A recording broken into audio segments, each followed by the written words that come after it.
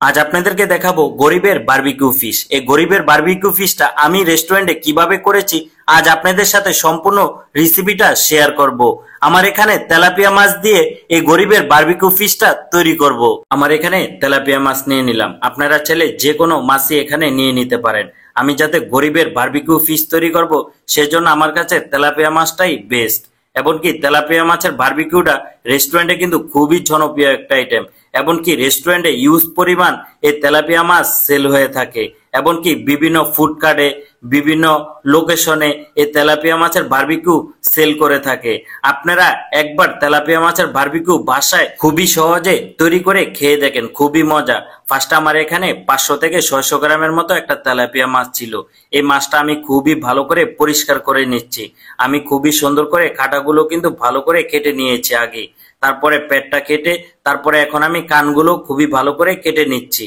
আপনারাও আমার মতো খুবই সুন্দর করে কেটে নিবেন। এখন মাছের উপরে আমি খুবই সুন্দর করে কেটে নিচ্ছি যাতে আমার ভিতরে মশলাটা ঢোকে। মাছের ভিতরে যদি মশলাটা ঢোকে তাহলে কিন্তু খেতেও খুবই ভালো লাগে। আমি কিন্তু মাছটা ফার্স্টে ওয়াশ করে নিয়েছি, এখন আমি আবারও ভালো করে একটু ভিনিগার আর লবণ দিয়ে ভালো করে ওয়াশ করে নিব। আপনারাও সবসময় চেষ্টা করবেন ভিনিগার, লবণ অথবা লেবু দিয়ে ভালো করে ওয়াশ করে নেওয়ার জন্য। আমি কিন্তু মাছটা খুবই ভালো করে ওয়াশ করে নিয়েছি। এখন মশলা দিয়ে দিব। ফার্স্ট এখানে 1 টেবিল চামচের মতো আদা রসুন পেস্ট দিয়ে দিলাম, তারপরে দিয়ে দিলাম স্বাদ অনুযায়ী লবণ, এখন দিয়ে দিলাম 1/2 চামচের মতো হলুদের গুঁড়া, এখন দিয়ে দিলাম 1 টেবিল চামচের মতো মরিচের গুঁড়া, তারপরে দিয়ে দিলাম 1/2 টেবিল চামচের মতো কাশ্মীরি চিলি, এখন দিয়ে দিলাম অল্প একটু জিরার গুঁড়া, তারপরে দিয়ে দিলাম ধনিয়ার গুঁড়া, এখন দিয়ে দিব গরম মশলা, তারপরে দিয়ে দিব 1 টেবিল চামচের মতো টক দই, এখন দিয়ে দিলাম 1 টেবিল চামচের মতো টমেটো সস, তারপরে দিয়ে দিলাম কিকুমির সয়া সস। সয়া সসটা 1 টেবিল চামচের মতো দিলে হবে। এখন দিয়ে দিলাম লেবুর রস। লেবুটা চাইলে আপনারা একটু বেশি দিতে পারেন, তাহলে খেতে খুবই ভালো লাগবে। আমার সবগুলো মশলা দেওয়া হয়ে গেছে। এখন আমি খুবই ভালো করে মশলাটা মিক্স করে নিব। আপনারা বাসায় থাকা মশলা দিয়ে এই তেলাপিয়া মাছের বারবিকিউটা খুবই সহজে তৈরি করতে পারেন। এমনকি 2-1টা মশলা না থাকলেও কোনো সমস্যা নাই। এখন দিয়ে দিব সরিষা তেল।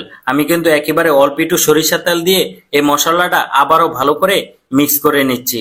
মশলা দেওয়ার পরে আপনারা চাইলে আধা ঘন্টা 1 ঘন্টার জন্য রেস্টে রেখে দিতে পারেন, তাহলে মাছের ভিতরে একেবারে পারফেক্ট ভাবে মশলাটা ঢুকবে।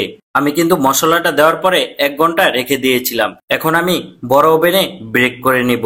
আপনারা চাইলে এই তেলাপিয়া মাছটা কয়লাতে পুড়ে খেতে পারেন অথবা ফ্রাই প্যানেও পুড়ে খেতে পারেন।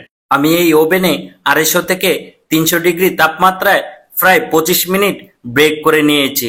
আপনারা চাইলে কয়লার উপরে এই তেলাপিয়া মাছটা বারবিকিউ করে খেতে পারেন। ভাই বিশ্বাস করেন, কয়লার উপরে যখন পড়বেন তখন খেলে বুঝতে পারবেন আসলে কত যে মজা হয়। আমার কাছে কয়লা ছিল না, তাই আমি ওভেনে ব্রেক করে নিয়েছি।